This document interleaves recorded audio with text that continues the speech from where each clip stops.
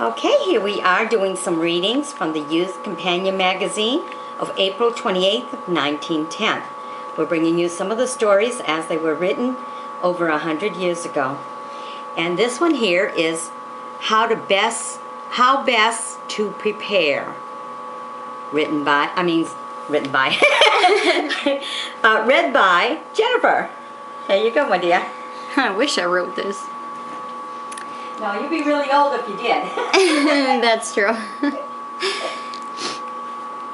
In this, as in everything else in the world, all depends on the youth himself. The best equipment, if we could take a boy from the high school and deliberately prepare him for usefulness in this way, would probably be 2 years in a mixed-fitting school, from 2 to 4 years in a technical college, and then a year or two of practical experience in the factory itself.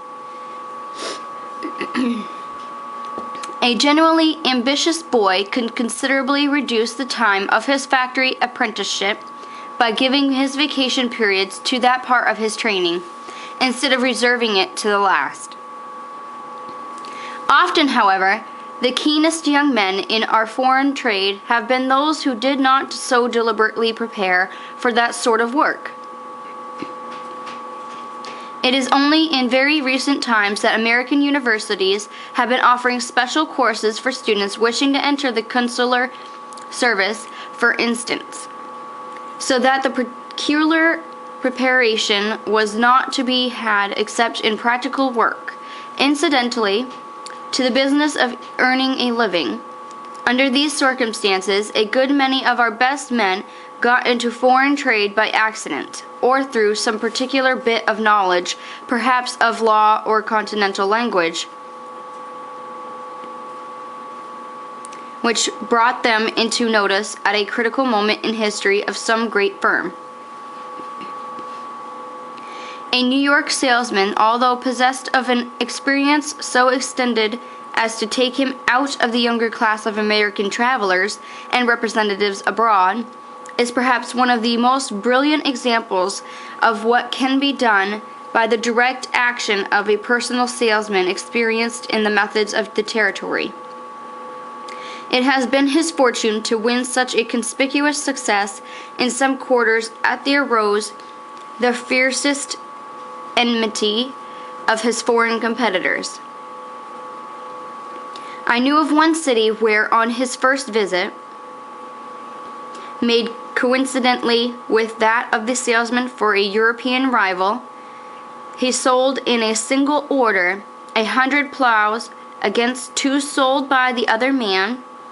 He was able to make a good article tell and sell upon his large knowledge of the methods applying to European markets.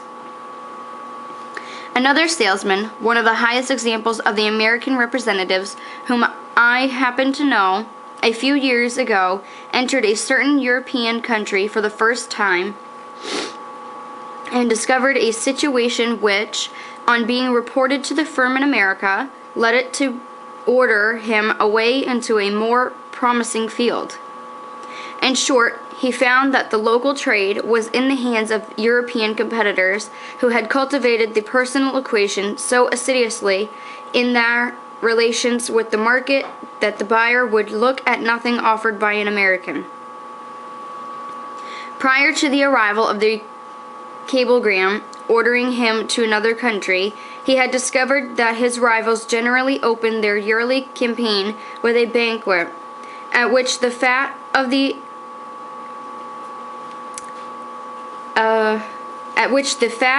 that and several other lands was placed before the assembled customers.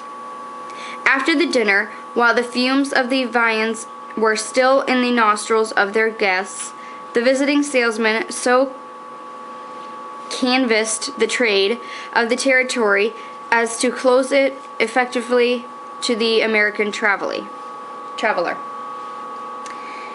In spite of the fact that he did it at his own risk, the Americans decided to give a dinner of his own. It is a very simple matter, as a rule, to get people to dine with you in Europe, and by making a few rapid visits on one forenoon, the salesman soon had a good list of acceptances for that very evening.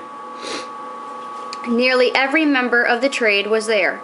The dinner was exceptionally good. The host made himself especially agreeable and paid his company the compliment of speaking their language with correct accent and perfect fluency. Ooh, isn't that nice? So it's good to be talented and to be skilled. All right, be sure to join me as a friend, and we'll bring you some more. Bye-bye now.